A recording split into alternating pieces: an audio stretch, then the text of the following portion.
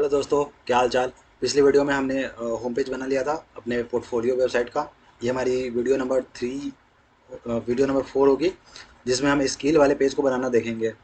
I hope आपने channel को subscribe कर लिया होगा। नहीं किया हो तो यार कर लो यार।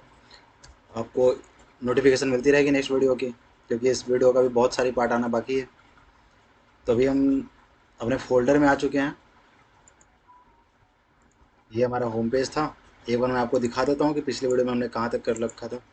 ओपन विथ लाइव सर्वर करते हैं और ये हमारा पेज हो गया। इतना हमने कर लिया था। ये हमारा प्रोफाइल हो गया, ये हमारा नेम हो गया और ये हमारा सबटाइटल हो गया। फिर इधर डाउनलोड रिज्यूमे एक ये बटन था जिससे आप डाउनलोड कर सकते थे। एंकर टैग में जो भी आप लगाते हो उसको डाउनलोड कर पाओगे। और एक था हायर मी, जो डायरेक्टली आपको रिस्पेक्टिव मेल ऐप पे ट्रांसफ़र करती थी मेल करने के लिए। तो इतना सब कुछ हमने देख लिया था। आज बारी है हमारी, जो ये स्किल वाली बटन है इसको क्लिक करने के बाद जो हमारा पीछे सेक्शन खुलेगा वो कैसा होगा। स्किल का डिज़ाइन हमने देख चुका था इससे पहले कि एक तो ये हेडर तो कॉमन है, ये हेडर तो रहेगा ही रहेगा। उसके बाद जो हमारा कॉमन चीज़ ये था कि एक यहाँ पे इमेज, लोगों की इमेज दिख रही थी। फिर नीचे जो भी स्किल थी हमारे उस स्किल का नेमिंग था। तो ये सब चीज़ है, इसको हम देखते हैं कि कैसे हम अभी बनाएंगे। सबसे पहले तो हम एक HTML की फ़ाइल बना लेते हैं। उसका नाम दे देते हैं skill.html। ये हमारी HTML फाइल हो गई। और एक हम नेम देते हैं skill style dot C S S. ये तो हो गई।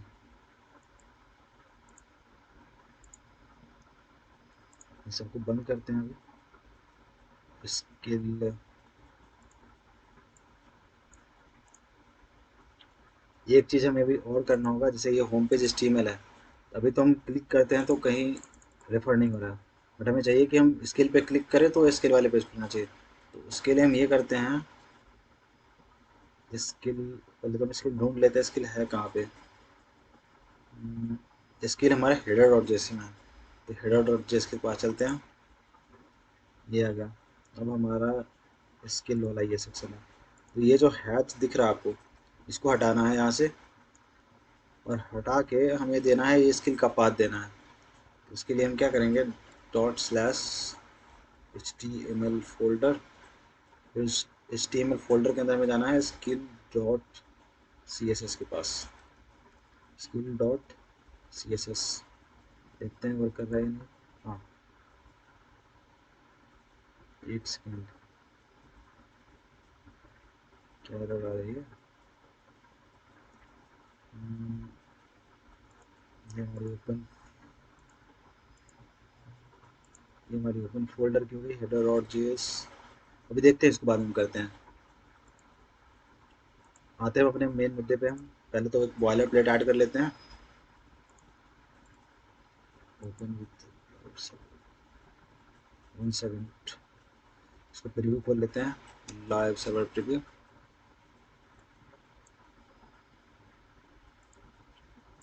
इस पेज का नाम देते हैं स्किल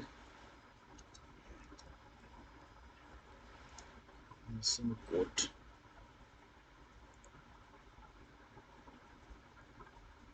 हेडर को ऐड करना है तो बस हम वही जावास्क्रिप्ट की जो लोकेशन है फाइल की उसको हम यहाँ पे दे देंगे।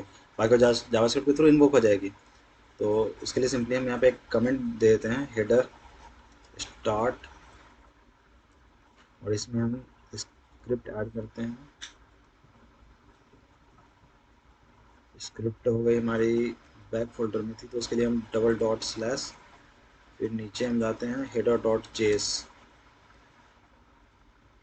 इसकी अब स्टाइलिंग में हमें ऐड करनी होगी, तो उसके लिए हम करते हैं link C S S delete. ये भी हमारी बैक फोल्डर में थी तो style dot C S S. उसको हम हेडर कमेंट कर देते हैं, हेडर एंड हो गया हमारा, हेडर एंड। एक और सी एस एस हमें चाहिए।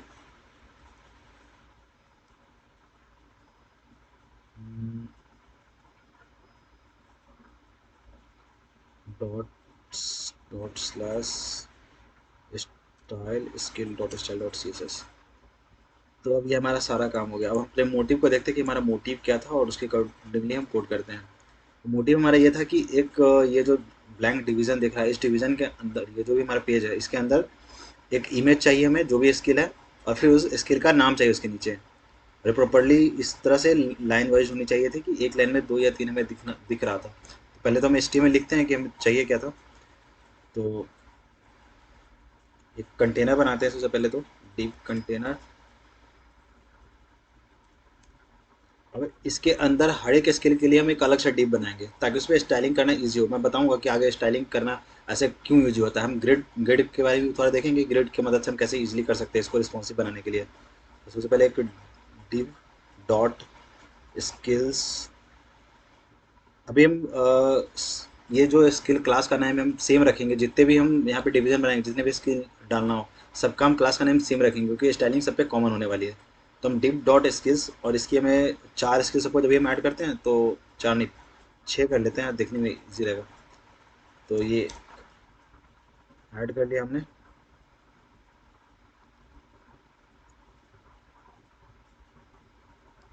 और कमेंट मल्टीपल कमेंट कर लेते हैं। इसमें सपोज हम लिखते हैं HTML, पहले तो एक इमेज लगा देते हैं, इमेज डॉट स्लैश। अभी ये मैं यहाँ बताया नहीं था, मैं इसमें एक इमेज नाम का जो फोल्डर है, इसमें कुछ कुछ पहले से लोगो रख लिया है पहले से, तभी मैं इसी लोगो को यूज करूँगा। तो डॉट स्लैश इमेज फाइल में हम गए, फिर वहाँ से हम सपोज CSS का ही एक लोगो ले लेते हैं, और अल्ट में हम सबको CSS दे देते हैं। एक और चीज़ इसमें ऐड करते हैं, ये तो लोगो हो गई, लोगो का नाम भी देना हमें, तो एक H3 हम लेते हैं और इसमें नेम देते हैं CSS। वही कॉमन है, बाद में हम सबको चेंज कर लेंगे, तो अभी तो हमें सिर्फ सीखनी है, बाद में आप अपने हिसाब से चेक कर लेना।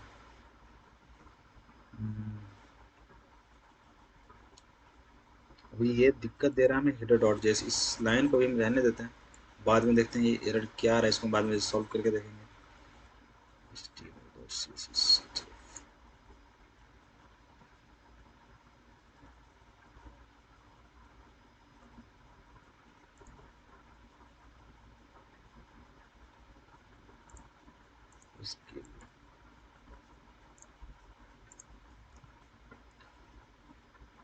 तो बेसिक HTML हमने लिख लिया, हमें जो चाहिए था मिल गया, एक लोगो था और फिर लोगो के नीचे एक नेम दिखना था।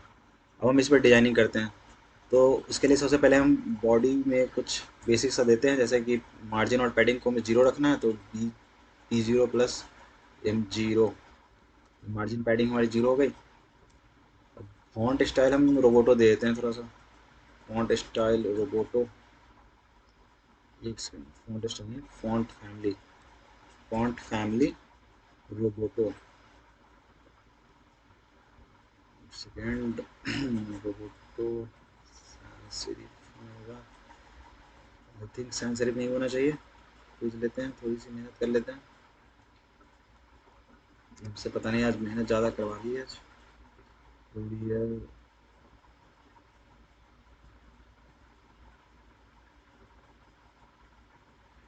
कुरियर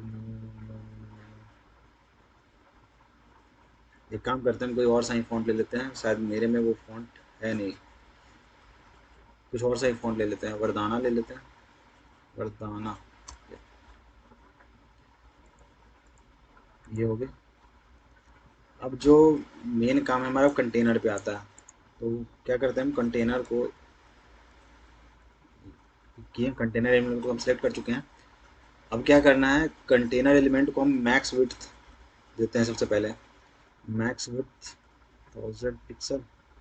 मैक्स विड्थ आप चाहो तो नहीं भी दे सकते हो, बट मैक्स विड्थ हम इसलिए दे रहे हैं क्योंकि ये जैसा अभी यहाँ पे ये आपको दिख रहा होगा, इसके साथ बॉर्डर के साथ लेफ्ट लेफ्ट के साथ पूरा सटा हुआ है, और इस साइड भी सट जाएगा अगर मैं इस पर कुछ भी चलेंगे, तो मैं मैक्सिमम विड्थ एक 100 पिक्सल कर लेता हूँ। अभी मैं आपको बाद में समझा दूंगा और अच्छी तरह से कि ये हमने लिया क्यों है। और एक चाहिए मुझे डिस्प्ले ग्रिड। अभी आपको ग्रिड से कुछ दिख नहीं रहा हो, ग्रिड कर क्या रहा है, क्योंकि हमने अभी सिर्फ डिस्प्ले ग्रिड, अभी हम इस पर हमें ग्रिड की प्रॉपर्टी भी यूज करनी होगी।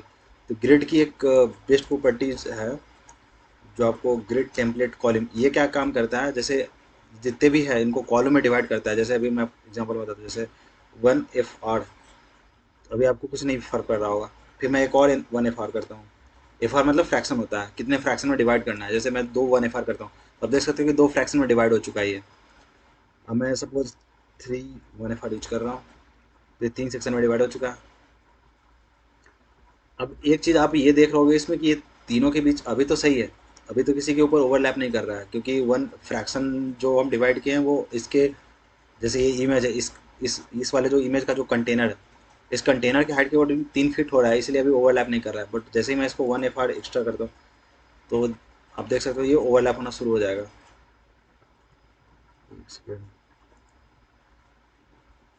ओवरलैप नहीं होकर ये नीचे ही दिख रहा है, कोई नहीं। अभी ये मल्टीपल 1 FR लिखना ये बहुत टफ काम है। अब अगर 10 इमेज से ज़्यादा हो तो बार बार आप 1 FR 2 FR इस तरह से करके लिख नहीं सकते हो। तो इन सब से बचने के लिए एक आता है रिपीट। रिपीट का बेसिकली यही काम है। जैसे सपोज मुझे 3 बार रिपीटेशन चाहिए वन फ्रैक्शन का, तो मैं 1 FR लिखता हूँ। अब देख सकते हो 3 बार ये रिपीटेशन हो चुका है। अब ये भी जैसे अब 3 FR, जैसे ये था पहले वन फ्रैक्शन। तब इसमें एक इशू ये है कि अगर आप इसमें रिस्पॉन्सिवनेस, ये बिल्कुल रिस्पॉन्सिवनेस नहीं है। अब जैसे ही विड्थ छोटी करते हो तो आपको इमेज देख रहे हो, यहाँ पे इमेज गैप होती दिख रही है। तो इससे बचने के लिए हम क्या कर सकते हैं कि इसको हटाते हैं और इसमें हम एक यूज करते हैं properties auto fit. Auto fit auto fit properties क्या करेगी, जो भी इसके अंदर जो डिव है, जो चाइल्ड एलिमेंट है, वो उसके हाइट के अकॉर्डिंगली फिट होते जाएगी। अगर सपोज 2 की ज़रूरत होगी तो 2 फिट होगी, 1 की ज़रूरत होगी तो 1 फिट होगी। तो ये करा हमने। और एक काम करते हैं, इसको फ्रैक्शन पहले आपको ये भी दिखाते हैं वो क्या रहा।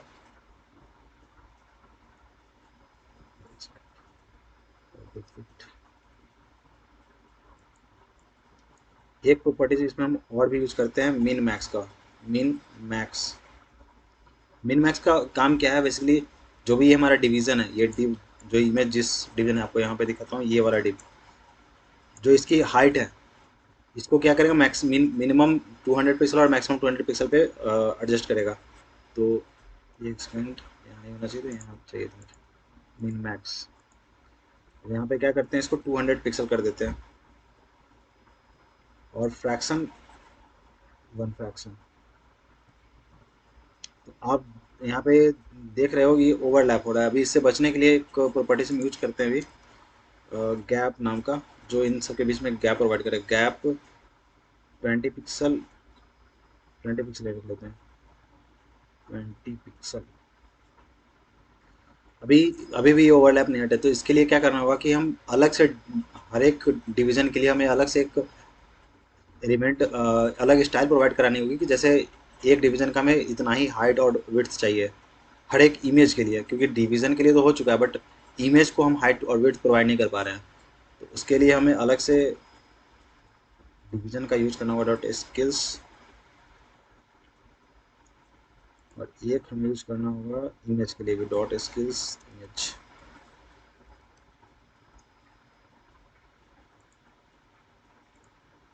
तो अभी इमेज को तो हम क्या करते हैं, विड्थ, मैक्सिमम विड्थ हम इसको 200 ही करते हैं, 200 पिक्सल।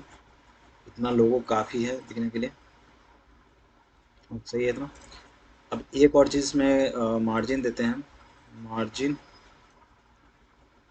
मार्जिन हमें चाहिए, किस साइड की मार्जिन चाहिए, मैं टॉप में मार्जिन चाहिए। तो उसके लिए हम इसको ऑटो करते हैं, 0 पिक्सल करते हैं। अब आया हमारा ये स्किल वाला डिवीज़न, इसमें हमें कुछ स्टाइल करनी है। एक चीज़ और आपको, हाँ, ये इसमें क्या करते हैं हम, इसको थोड़ा सा सुंदर बनाने के लिए हम क्या करते हैं, स्किल के बैकग्राउंड को थोड़ा सा हम चेंज करते हैं। तो उसके लिए हम बैकग्राउंड कलर यूज करते हैं, बैकग्राउंड कलर वाइट रख लेते हैं, बढ़िया। अब इसमें थोड़ी सी बॉर्डर रेडियस डालते हैं, बॉर्डर रेडियस 10 पिक्सल सही है। Border radius 10 pixel. और क्या कर सकते हैं इसमें हम, पैडिंग दे सकते हैं, पैडिंग पैडिंग 20 पिक्सल। और भी कुछ दे सकते हैं क्या इसमें? नहीं, आई थिंक इतना सही है। एक चीज़, हमारा ये मैक्सिमम विड्थ वाला काम नहीं कर रहा है। मैक्सिमम विड्थ काम क्यों नहीं कर रहा? सही। हाँ, इसमें मार्जिन देना भूल गए हैं। जैसे हमें मार्जिन चाहिए, इस राइट साइड से भी चाहिए और लेफ्ट साइड से भी चाहिए। तो क्या करेंगे हम, इसमें यहाँ पे मार्जिन देंगे। और अब मार्जिन में जैसे ये 0 0 0 0 ये लिखा हुआ है, तो इसका मतलब होता है जो फर्स्ट वाला एलिमेंट है ये टॉप के लिए होता है, और ये सेकंड राइट के लिए, और ये फिर लेफ्ट के लिए, और इसी तरह ये सॉरी ये बॉटम के लिए, और फिर ये लेफ्ट के लिए। तो हम क्या कम कर रहे हैं, जो टॉप और बॉटम है, सॉरी लेफ्ट लेफ्ट और राइट है, ये हमें इसका मार्जिन चाहिए, और टॉप और बॉटम में नहीं चाहिए, तो उसको हम जीरो करते हैं, और राइट और लेफ्ट के लिए हम इसको ऑटो कर देते हैं ताकि सेंटर में आ जाए। अब देखते ये सेंटर में आ गया। नहीं, मुझे टॉप में भी ज़रूरत पड़ेगी, तो उसको हम इसको जीरो के बदले हम 10 पिक्सल करते हैं। 10 पिक्सल 20 कर लेते हैं, इतना सही है। हाँ, तो अभी एक चीज़ और इसमें मिस हो रही है, बैकग्राउंड हमने वाइट कर दिया है तो फिर टेक्स्ट हमें दिख नहीं रहा है, तो टेक्स्ट के लिए भी कुछ हम एलिमेंट यूज कर लेते हैं। जैसे H3 हो गया, ये हमारा एलिमेंट है। कलर को हम कर लेते हैं, ब्लैक कर लेते हैं। और ये सेंटर में करने के लिए हम इसको स्किल में टेक्स्ट अलाइन सेंटर कर लेते हैं। अब सही दिख रही है। अब एक काम बाकी रह गया था, जैसे मैंने आपको शुरू में बताया था कि हम कुछ भी नया, जैसे हम कुछ भी स्किल सीख रहे हैं, तो स्किल ऐड करने के लिए हम बार बार अपने कोड को ओपन ओपन क्लोज नहीं करेंगे। मतलब जैसे हमने होस्ट करके रखा है कहीं पे, तो फिर वहाँ पे बार बार अपडेट करना पड़ेगा। तो उसके लिए क्या करेंगे, हम एक एडमिन वाला पेज बनाएंगे जिसको हम सबसे लास्ट में देखेंगे। अभी हम छोड़ रहे हैं वहाँ पे, इतना काफ़ी है अभी के लिए, बाद में हम उसको ऐड करना देखेंगे कैसे हम, क्योंकि उसमें लॉगिन वगैरह भी थोड़ा बैकएंड का देखना पड़ेगा, तो उसे हम लास्ट में देखेंगे। तो अभी आज के लिए वीडियो के लिए इतना ही रहने देते हैं, इतना काफ़ी है। अगले वीडियो में हम प्रोजेक्ट का देखेंगे, प्रोजेक्ट सेक्शन पे हम कैसे काम कर सकते हैं। आई होप आपको ये वीडियो समझ में आई होगी। Till then good bye.